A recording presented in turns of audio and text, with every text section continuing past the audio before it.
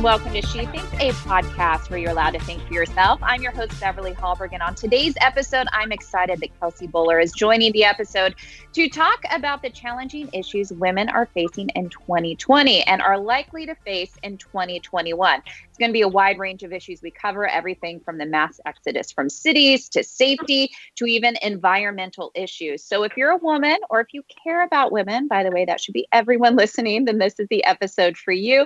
Before we bring Kelsey on, I know you've heard her before, but a little bit more about her. Kelsey Bolar is a senior policy analyst at Independent Women's Forum. She is also an editor of Bright, a morning newsletter for women by women, a contributor to the Federalist, and a senior fellow at the Steamboat Institute. She's a frequent guest on Fox News and Fox Business, and it's a pleasure to have her on.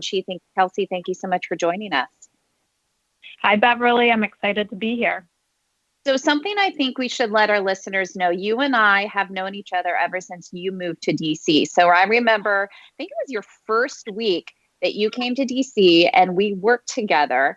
And yet during that time, we had become friends. We live fairly close to each other. I guess I should say we used to. We're going to get into that a little bit. But I've seen so many changes in your life, getting married, having a baby. And so I thought we would share our own experience of what the pandemic has been like for us living and working in DC. What has it been like for you specifically? Well, Beverly, I think back to when I first met you. I had never participated in any sort of media interview, and we met when you were actually media training me. And so it has been such a journey to now be, when there's not a pandemic, to be running into you at the Fox News green room. I have to credit you for my ability to go on national TV, because when I first met you, I honestly never imagined that's what I would be doing. But here we are today. Of course, literally today, in the coronavirus pandemic, it's very different for everyone. I've been sort of bopping around between staying with my family, my parents, and my husband's family, and posting up in Washington, D.C. I have to be honest, living in Washington, D.C. really scared me when COVID first hit, because you just can't avoid these very close personal interactions. And we had no idea just how contagious this virus was. So I was terrified to even go to the grocery store. And mind you, I also had a baby who was only 7 months at the time. She actually just turned 1 year old this month. So that was a huge milestone, a big celebration. And it's interesting to look back, because this has been such a difficult year for so many people for a lot of different reasons. I started my journey to motherhood in the NICU with over 1 month stay, because my daughter came early. And then we went from a big NICU stay to the newborn stage to a global pandemic. So it has been such a strange and difficult year, but when we celebrated her birthday, I couldn't help but look back and also be so incredibly grateful for this past year. Motherhood has just been the most incredible experience, and even despite all these difficulties, I have to say it still was my best year yet. Having a adorable little girl to raise and entertain me when we're stuck indoors all day. So as difficult as everything has been, it's certainly encouraged and brought about a lot of life changes that I think you and I both plan on talking about, because we have similar experiences on that front. But, in all, I still try to be grateful for the moments that I've been able to share with my family more time than normal.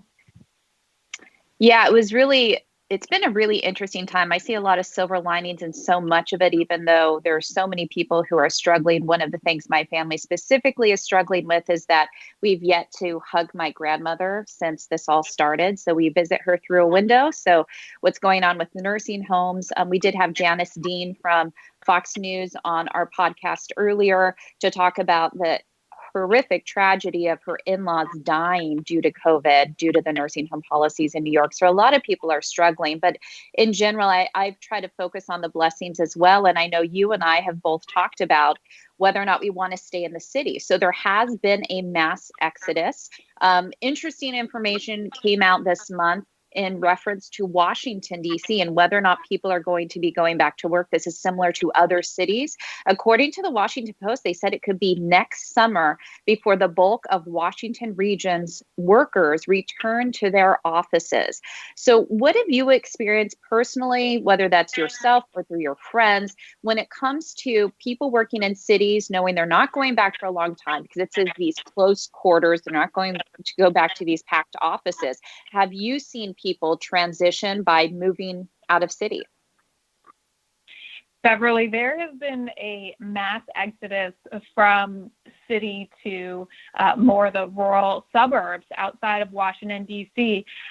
So you and I are, I think, put together on this. We both have cute little row homes near Capitol Hill, and it's such a charming neighborhood that I still love. But coronavirus is one of a handful of reasons that I'm actually wanting to move out of the cities. I can't say it's only coronavirus, but I've had a unique experience because I joined Independent Women's Forum, which is a fully remote workplace, not just in this global pandemic, but permanently. I joined them basically right when the entire country went into lockdown. And this was a huge life change for me. I had expected to be physically going in and out of an office every day with my daughter. And because of that, I wanted a very short commute. And so that's why we chose to buy a house in the Capitol Hill area so that I wouldn't have to worry about long commutes and would be able to maximize time with my daughter. Once I moved to Independent Women's Forum, and then coronavirus hit, and then on top of that, all of these riots that have broken out and the defund the police movement has really, unfortunately, led me to want to flee the cities, like a lot of people that I know are experiencing. And so we have actively been looking in the DC suburbs, and it's so interesting because I started looking basically right when coronavirus hit, just for fun. I maybe foresaw that this was... Oh, that's the dangerous part, the fun part. Yeah. Yeah, and I knew I was working from home permanently, not just because of pandemic. So I was like, I wonder what type of home office I could get out there in the suburbs. And from the time from about March to now, there has been such a dramatic shift in real estate in the suburbs because so many families and individuals are kind of going through the similar experiences as we are. And that's led to a hugely competitive housing marketplace for the suburbs. I'm keeping my fingers crossed that our house can still sell in Washington, D.C. But, as excited as I am about the prospect of giving my daughter a backyard to go outside and play in, I also regret that I want to leave Washington, D.C. because this has been such a special city to me. I have so many good memories from here, and I really worry about the future of Washington, D.C. and all these cities. Of course, a lot of this is really in God's hands. It's because of coronavirus, but it absolutely also has been impacted by the anti-police movements that are sweeping through many of our country's major cities. I had restaurants just in my backyard who had their windows broken into and so forth. And, I still feel safe around with my neighbors, but I don't feel that law enforcement has the support to be dealing with the outside agitators that just seem to consistently be storming into our backyards whenever any sort of incident happens. And that makes me very fearful of raising a family here. And, regrettably, it's encouraging me to leave. And I wonder what kind of long-term impact both coronavirus and the anti-police backlash are going to have on Washington, D.C. and beyond. And for me personally, so I have decided to leave the city. So I am joining a lot of other single individuals who are now currently living with my parents again while I find a new house. So a recent study came out by the Pew Research Center and said that we are now at a point where a majority of young adults in the United States live with their parents for the first time since the Great Depression. So we are seeing a mass movement of single adults living with their parents, and I think even married young adults as well. Now, going to your safety part, that is actually the reason why I've decided to leave DC. My experience has been that between my car and my neighbor's car in the past month, it was broken into 3 times. I've had scammers come to my door. I don't feel safe walking alone at night anymore. And so with so many women who do live alone, I think in cities this becomes a huge problem and concern for them, and therefore moving is becoming more feasible, especially with the ability to work virtually. So IWF has been focused on this. Kelsey, I know there's a petition. Tell us a little bit about the petition for keeping women safe. Right. Well, it is, again, it's regrettable that you and I are both having these experiences. And I think it's important to point out we don't blame the police for their response or lack thereof to a lot of these criminal incidents that we're witnessing on really a daily basis now. Unfortunately, a lot of this has to do with the fact that they don't feel safe, they don't feel secure protecting our homes and our property. And of course, they have much bigger fish to fry right now when rioters are trying to topple down statues and light fires out on the streets. So I absolutely don't blame them, but I think we all want to see safety and security restored in our communities, whether that's cities or whether that is small towns where unfortunately we've seen the ripple effects of this movement spread there. And so at Independent Women's Forum, we are we did launch a petition to encourage anybody listening to support the safety and securities of our communities, as well as justice and peace for all. You can do this by going to iwf.org/safety and security petition. And we really encourage you to sign it. This is a way to let policymakers and lawmakers know that this is an issue that we care about. This is an issue that we are voting on. We want officers, law enforcement to be held accountable. There is absolutely room and space for reforms. At IWF, we are engaging in those conversations actively, but we also know that we need to support law enforcement. We know the defund the police movement would have detrimental effects on our communities, particularly low-income communities. I think it's important to point out that 8 in 10 African Americans voters who were polled actually want police funding maintained or increased. So if you are sort of one of those individuals who's supporting the defund the police movement as a way to sort of stand in solidarity with other minority communities, look at the polling, see what those communities, those individuals actually want, because it's really not reflected in a lot of the very loud and vocal movements that you're hearing break out on the streets. So yeah, head to iwf.org to learn more about that. And on that, I think a couple important data points on that, in addition to the one that you just mentioned, that 80% of minority communities do not support defunding the police, is that what we've been presented with for so long is what I would call a binary, that you either are for the police and you're against the police. There's so much in the middle. We're talking about including the nuance and the complexity, and let's take a hard look at how policing is done.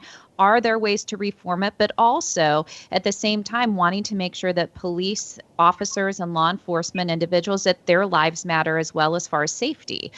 We've seen some tragic events against law enforcement individuals, most recently this month with point blank attacks, shooting 2 officers in the face in Compton, California, just tragic. And so I think a lot of people see what's going on and are concerned. So this petition is a way for you to have your voice heard. There is even recent polling showing that whether you're Republican or Democrat, the majority of people in this country are afraid to say anything. They're afraid to speak up. This petition gives you a way to do that and do it in a safe way. I also am encouraged that we are finally seeing elected officials of all parties speaking out against the violence. It has to stop. I think cities have been seeing it slowly trickle in, some more violent than others, and are seeing it as a problem. And so I think it's great IWF is doing this because security and safety does matter. I want us to end, Kelsey, with another important issue that's facing us, and that is the issue of climate change. And this is an issue that women do care about. I know there's a recent poll by Echelon Insights. What is their new poll saying as far as how women view climate change and the concern it presents? Right, Beverly. Well, of course, with the wildfires breaking out this month tragically on the West Coast, this has been a topic at the forefront of our minds, our hearts, for everybody who's been impacted by that. I know you actually have some family and friends still out there in California, so I'd love to hear more about what they are experiencing. But I think on the issue of clean energy and climate change, this is another area where far left activists present the American public with a false choice, where you are either for 100% renewable energy or and you want to combat climate change, or you are against that. And unfortunately, that actually can cause more harm than good when it comes to combating climate change. I'm going to get to that in one moment, but first I do want to mention that polling that you mentioned, because on the issue of climate change, this is an area where the left strangely tries to own the messaging on, and they paint conservatives as a movement that has no interest in combating climate change and preserving our environment for future generations. But if you look at polling across the country, that's not reflected in any way, specifically among women. And so I actually was looking at swing states. There's about 8 swing states that we all have our eyes on as we head into this November's election.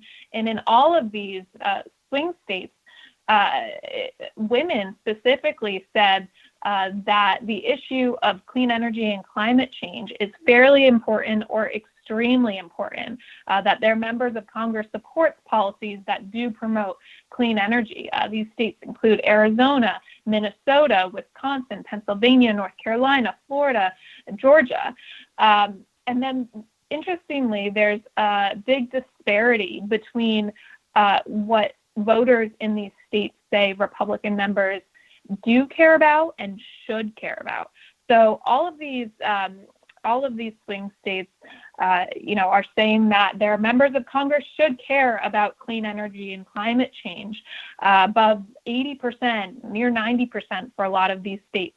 But then the percent of voters polled who say their members of Congress do care about these issues drops to in the 40s. In some cases, Florida, for example, 47%. And I think that's a big problem for conservatives. Look, the root of conservative is to conserve. We care about conserving the environment, and we actually have solutions that can make the biggest impact on global emission standards. And to go back to this false choice that we often hear activists on the left present, they say it's sort of green energy or nothing. And I know this is sort of an intimidating topic to get into, clean energy. There's so many different moving parts, and you kind of are worried you're going to say the wrong thing because it's sort of a wonky topic to get into. But I think one of the most important things that women could and should be vocal about is the difference between green energy and clean energy. green energy means renewable sources of energy. So that's wind and solar. Clean energy encompasses so much more.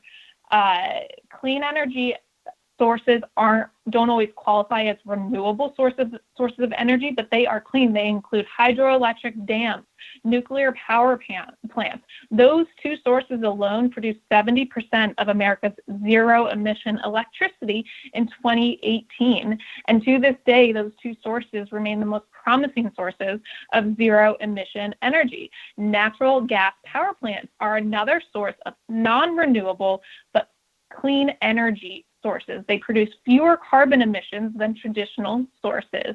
And according to the Energy Information Administration, which is the official energy statistics from the U.S. government, natural gas drove more emission reductions than wind and solar combined. And last but not least, the last energy source I want to mention is carbon capture. This is a very promising clean energy technology that allows new or existing coal or gas-fired power plants to produce cleaner energy. Again, carbon capture technologies are not a renewable source of energy, but they provide the opportunity to transform old dirty sources of energy to zero-emission energy sources. So this, I think, is really a frontier that conservatives need to be more vocal about. We need to have stronger messaging on, because I know personally as a mother, I want to leave my family, my children, with a clean environment going forward. And unfortunately, we all know that natural disasters aren't solely the result of climate change, unlike what certain politicians on the left might claim. But we do need to confront the fact that these natural disasters are becoming more common. Whether or not climate change is contributing to them or not is sort of irrelevant, because the fact of the matter is we all want to have a clean and sustainable environment, and we are innovating. America is really the leader on the global stage for producing technologies and inventing technologies that are going to enable not just the United States, but the entire world to combat global emissions. Yeah, so much of this is about innovation, and I do think it's a shame that this topic often becomes a political football where you have parties use it for their own position. I think also the distinction you made between green energy and clean energy is really important. I would say everybody in this country wants us to have cleaner energy. The problem is we are often presented with that binary once again. And that is if you talk to a family, if you talk to a woman, if you talk to a mother, and you said, okay, we can go all renewable, but your electricity isn't going to be consistent. How do you feel about that? Most women wouldn't be happy with that. So it is realizing we need to continue to innovate. And I think California is a perfect example. They have rolling blackouts and brownouts. My family lives there. I grew up there with the wildfires that are taking place, which even the mayor of San Francisco, Gavin Newsom, did admit this month. A lot of that is poor forest management and not clearing out brush. My sister is having to tape up her doors and windows right now because of the smoke seeping in her house. She actually said to me, I wonder if I need to leave because I feel like I'm a bad mom, because I feel like this isn't healthy for my kids. And I think that's what a lot of women are having to ask themselves as they're living out there. And so I hope that as we see politicians talk about this issue more, I love that IWF focuses on this and brings good research. I wish we would get some of the political narratives out of the way so that we can actually have a thorough, good discussion. But because just calling people climate arsonists if they disagree with your perspective, in my opinion, isn't the way to approach this. Absolutely. And it's important to point out a lot of the solutions proposed by these left-leaning politicians, like the Green New Deal, are completely unworkable. The Green New Deal calls for 100% renewable energy by 2030. Well, right now, imagine if California alone, or any state for that matter, were relying solely on renewable energy sources. That means hospitals would be relying on the sun being out, enough hours throughout the day in order to be ensuring that they have enough power to run the ventilators, to serve all the patients who are in there because of coronavirus. And so this is an issue where there are workable solutions. There is a path towards clean energy that's going to reduce emissions, but a lot of the renewable green energy sources, we have no ability to store that power right now. Unfortunately, if the sun shines that day, you got to use that energy right away. But these other forms of clean energy, such as nuclear and natural gas, really provide a promising path forward for both reducing emissions, but also increasing reliability and hopefully decreasing prices for American consumers, because we know if we jump the gun and move too quickly into renewables, you can look at what happened in Germany. IWF has some interesting information on that out I won't get into today, but energy prices skyrocketed there. So it really is a balance, and ultimately we need to remember that we all want to work towards the same goals, and that is a cleaner, more sustainable environment. And we should welcome energy and innovation on that front to lead the way. And the issues we discussed today, of course, are issues that we're going to be seeing in 2021. Kelsey and I are going to continue to cover them and bring them to you, the issues that are facing women and how IWF thinks about it due to the research that is done. Before we go, Kelsey, remind us again what that petition is called. I know they can find it on IWF.org, but the safety petition, what is the name of it? Absolutely. They can just Google IWF Safety and Security Petition. All you have to do is submit your name and your email, and that helps your voice be heard. It helps policymakers and lawmakers know that this is an issue you care about. I imagine many of you listening, like Beverly and I, have been personally impacted by a lot of the violence and unrest that has broken out across the country. Know that you're not alone. Know that many of us are experiencing it too, and we are working hard to make all of our voices heard. And Kelsey, thank you so much for sharing that and being with us today. And good luck house hunting. Good luck with looking at where you may live in the future. And thank you for joining us. If you like what you're hearing on She Thinks, then you won't want to miss out on the latest news from Independent Women's Forum. Sign up for mobile insight alerts and email updates by going to IWF.org. Last, if you enjoyed this episode of She Thinks, do leave us a review on iTunes or wherever you get your podcasts. It does help.